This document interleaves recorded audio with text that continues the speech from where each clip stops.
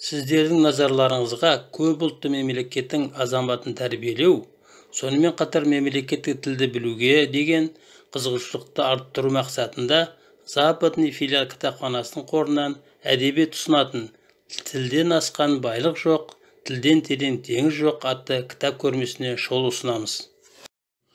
Онда 5 бөлім бар. Мемлекеттік тіл ұлттық қазына, ана тілім, бабам тілі, өз тілім, қазақ тілі тамыры терең, тарихи бай тіл, 3 тұғырлы тіл, уақыт талабы, тіл достықтың алтын көпірі.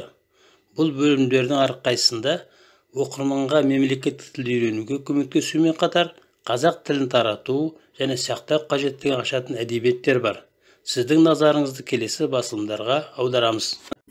Мемлекеттік тіл саясаты кітабы еліміздегі тіл саясатын құқықтық тұрғыдан реттеп, оны тиімді жүргізуге қатысты соңғы кезеңде қабылданған құжаттар. Кітап мемлекеттік қызметшілерге, тіл саласында қызмет етіп жүрген мамандарға, қалың оқырман қауымға арналған. Айтқұлованың «Тіл мемлекеттің тұғырлы тірегі» мақаласы үндеу сияқты оқылып, мемлекеттің тірегі болып табылатын және кез келген елде, кез келген ұлт үшін қасиетті, қуатты саналатын ана тілінің рухани байлығының мәнін ашады. Қазақ тілі әлемдегі ең бай және әдемі тілдердің бірі, өйткені ол қазақ халқының тілі. Өз елінің болашағын ойлайтын әрбір азамат ана тілінің болашағына көмектесу үшін қолдан келгеннің бәрін жасауы керек. Өмірзақ Айтбайұлының «Тіл тірек» кітабы қасиетті ана тіліміздің тағдырына арналған. Мейлі ол мәдениет, білім, ғылым, өнер болсын, немесе автордың заманауи кітабы болсын, ана тіліміздің тағдырына әсер етеді. Сондықтан кітап «Тіл тірек» деп аталады.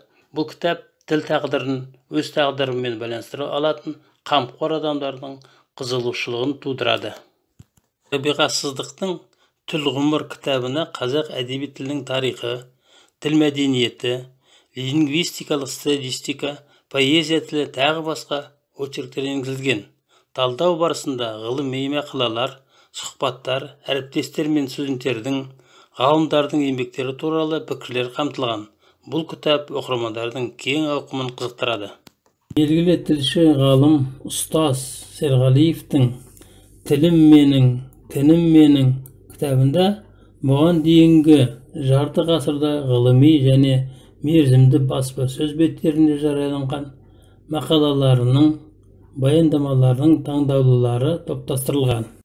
Кітаптағы материалдар жүйелі 4 бөлімнен тұрады. Мемлекеттік тіл мәселелері, тіл мәдениеті және терминология, қазақ тілін зерттеушілер, шағын пікірлер. Алғашқы 3 бөлімнің мазмұны атауларынан білініп тұрған болар. Ал 4-ші бөлімде қазақ тіл білімінің әртүрлі салаларына жазылған кітаптарға осы жинақ авторының пікірлері енгізілген.